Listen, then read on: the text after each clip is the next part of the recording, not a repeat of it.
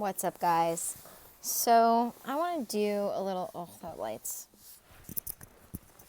Nah, bright. That'll do. So, tonight I want to do a little check in when it comes to the post I just posted and the post I'm about to post, which is that recently it has become very popular to assume because it makes me uncomfortable means that it's wrong rather than my reaction to it being wrong.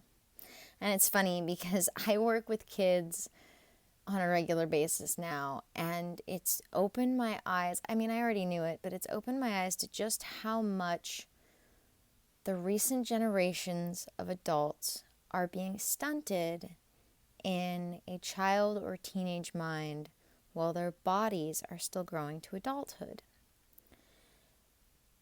Just because it makes you uncomfortable, just because it hurts your feelings, doesn't mean it's wrong. It could very well mean that you, in fact, and your reaction to it is what's wrong. So, I want you to keep this in mind. And I want you to ask yourself the next time something comes up within you where you feel an intense reaction to rebel against it, or, you feel like it hurts your feelings. I want you to ask yourself, what insecurities within you make you feel that way? Because more often than not, I find within myself, within my clients, within my kids, if it hurts your feelings, if it gets you upset, if it makes you uncomfortable, it's because something within you is feeling insecure about something you feel you do or don't have. Whether it's that age-old saying of we hate most in others what we hate in ourselves, or we see most in others what we see in ourselves. We see most in others what we hate in ourselves, however you want to put it. And it can either be this, or it can be, I hate most in others. I am made most uncomfortable by the things I see in others that I feel I lack. It can be confidence, for instance. There are a lot of people right now in the world who, just because someone is confident, feels the need to fight against them. Because that person, especially if that person is going against what the mainstream narrative is, for instance, often it's not the information that's upsetting, but the fact that this person is willing to speak on what they believe or what they've been informed of with confidence, not what the information actually is. And just because something can be spoken with confidence doesn't mean that it's the truth. So we need to be asking ourselves, why? Why does this make us uncomfortable? Is it because we see it in ourselves and it's not a good trait? It's not a positive trait to have? Is it because we feel like we're missing it and maybe we're even jealous that the other person has it and we don't? For whatever the reason, the next time you're bothered by something, I want you to ask yourself, is this truly something to be morally outraged by? Is this truly something to be fighting against? Or are you really just projecting to the world by commenting on it, for instance, what your own insecurities are?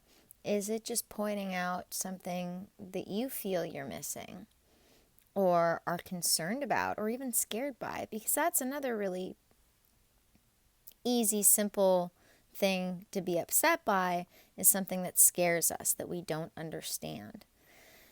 So I'll see a lot of people, fighting, calling people names because someone confidently speaks on something that they feel they understand, and because that other person either feels they have a different understanding of it but doesn't have any knowledge of it, which is most common, for whatever reason, they end up feeling the need to call people names, to fight with them, to argue against them, not because they have the informed knowledge to do so, but because with the little bit of information they have, it seems like that goes against what they've been told. Just because someone says something that contradicts what you understand doesn't make what they've said untrue. So I want you guys all to just really take the time to ask yourselves, anytime something strikes you emotionally, why is this striking me emotionally? What is it that I think I understand? Do I understand it? Maybe I find most often if something affects me emotionally, it's because I don't understand it as well as I could. And that is always the best time to go out and do your own research on it. And that might mean learning how to do something before you can actually get the information. Especially right now with everything that's going on. You may have to learn words. You may have to learn math. Or you can simply start to find sources that will explain things to you in plainly. But by doing that, you are going to always get some of that person's opinion.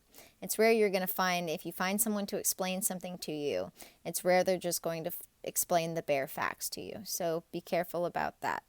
That's why it's always good to figure out how to do your own research, even if it means looking up every word you don't understand while reading something.